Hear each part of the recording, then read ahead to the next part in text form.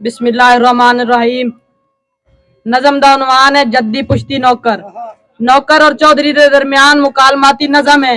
नौकर कह रहा है चौधरी नूं, साईं सुनिया है नाल दी बस्ती विच, साईं सुनिया है नाल दी बस्ती विच सरकारी मकतब खुला है, जिथे पढ़दे न बाल गरीबां दे, जिथे मुफ्त किताबां डींदियां हन।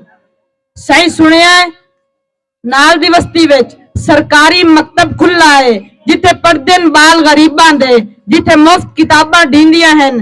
कई फीस पढ़ाई दी नहीं लगदी। सही सुनिया इल्म खजाना है, ए इल्म चानण अखियां दा, 7 पीढ़ियां मेरियां हंडियां हन। सरकार दी ताबेदारी विच इहो मंगदा अजर गुलामी दा, सदियां दियां अन्नियां अखियां विच मैं इल्म दा सुरमा पावना है, मैं अपना पुत्र बनावना है। अगू चौधरी आंदा है, कोई सोच समझ के बोलिया कर, कोई सोच समझ के बोलिया कर।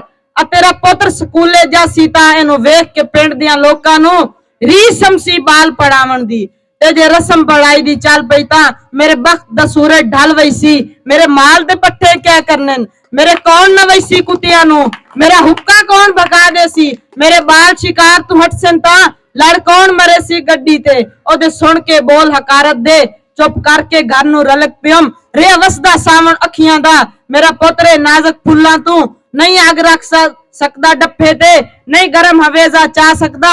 यह सोच सुचेने अख लग गई। एक वेख्या मंजर खाब दे विच मेरे पुत्र दी कण ते बसता है, ओदे हाथ छारे फुल्लां दा, उत्ता चाके अड्डियां गल मेरे ओ हार पवावना चाहंदा है। अजी अख दा खाब अधूरा हा, इतू घर दा कुंडा खड़क पियम। पुछया कौन है की आना है, अगू बोलिया मुंशी चौधरी दा, तेन चौधरी साहब सडेंदे हन। मैं आख्या ना फरमानी माफ करे, मैं अज लाऊं 1.5 चू ढो लईए, मैं कह दी नौकरी नहीं करनी। सिर देसा हेठ तगारी दे, हाँ देसा चीर पहाड़ां दे, रुख देसा मोर समुद्रां दे।